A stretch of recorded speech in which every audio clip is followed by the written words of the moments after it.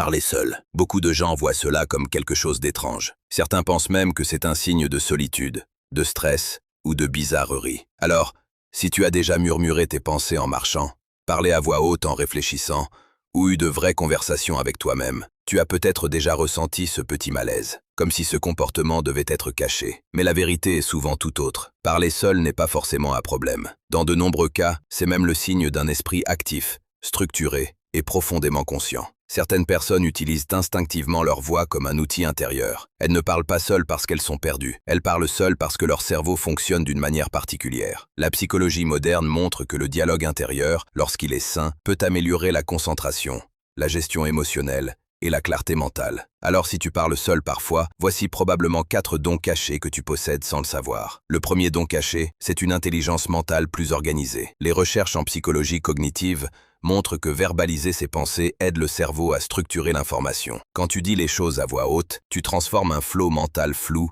en idées plus claires. C'est pour cela que certaines personnes parlent seules quand elles cherchent quelque chose, quand elles préparent une tâche ou quand elles prennent une décision importante. Par exemple, tu peux dire « Où j'ai mis mes clés ? D'accord, d'abord je fais ça, ensuite ça. » Non, cette idée n'est pas la meilleure. Ce n'est pas de la confusion, c'est de l'organisation mentale. Là où d'autres gardent tout dans leur tête et se sentent submergés, toi tu extériorises pour remettre de l'ordre. En réalité, ton cerveau utilise la parole comme un outil de tri, comme si tu étais à la fois la personne qui pense et celle qui remet les choses en place. Ce n'est pas étrange, c'est une forme naturelle d'intelligence pratique. Le deuxième don caché, c'est une meilleure capacité à te motiver seul. La psychologie montre que se parler à soi-même de manière positive peut améliorer la performance, la persévérance et la confiance. Les sportifs de haut niveau utilisent souvent cette méthode. Allez, continue, tu peux le faire. Reste concentré. Sans toujours le savoir, certaines personnes font la même chose au quotidien. Quand tu te dis « calme-toi », vas-y, commence juste 5 minutes. Tu as déjà surmonté pire. Tu deviens ton propre soutien intérieur. Et dans un monde où beaucoup attendent d'être encouragés par les autres, cette capacité vaut énormément. Parce que si personne n'est là pour te pousser, toi, tu sais parfois le faire seul. Cela montre une autonomie émotionnelle rare. Tu n'as pas toujours besoin qu'on te motive. Tu peux devenir ton propre moteur. Le troisième don caché, c'est une conscience émotionnelle plus profonde.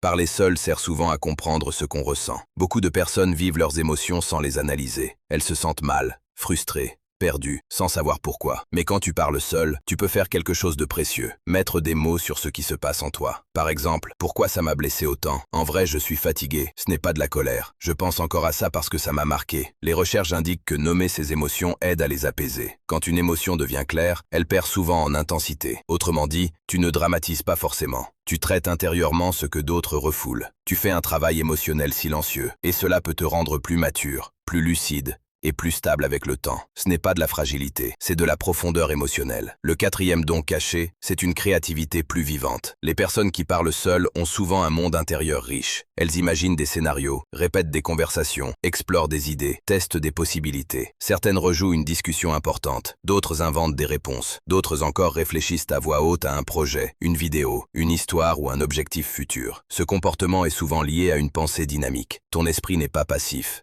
il explore. La créativité n'apparaît pas toujours sous la forme d'un tableau ou d'une chanson. Parfois, elle apparaît dans une personne qui marche seule en parlant doucement, pendant que son cerveau construit quelque chose d'invisible. Les recherches sur l'imagination mentale montrent que simuler verbalement des situations peut aider à résoudre des problèmes, anticiper et créer. Donc si tu parles seul, il est possible que ton esprit travaille plus que tu ne le crois. Et ce travail intérieur peut devenir un immense avantage. Le cinquième don caché, souvent oublié, c'est la résilience. Certaines personnes commencent à se parler seules après des périodes difficiles, quand elles n'ont pas été comprises, quand elles ont traversé la solitude, quand elles ont dû avancer sans soutien constant. Alors elles ont développé une voix intérieure forte, une voix qui rassure, qui conseille, qui relève. Là où certains se sont effondrés, toi, tu as peut-être appris à devenir ta propre présence. Et cela laisse des traces puissantes. Parce qu'une personne capable de se parler avec sagesse pendant les moments sombres développe souvent une force intérieure que peu de gens voient. Tu n'es pas vide. Tu es accompagné par une version de toi qui a appris à survivre. Bien sûr, tout dépend de la manière dont tu te parles. Si cette voix intérieure est cruelle, humiliante ou destructrice, elle mérite d'être apaisée et transformée. Mais si elle t'aide à réfléchir, avancer, comprendre et tenir debout, alors elle n'est pas ton ennemi. Elle est un outil, peut-être même un don.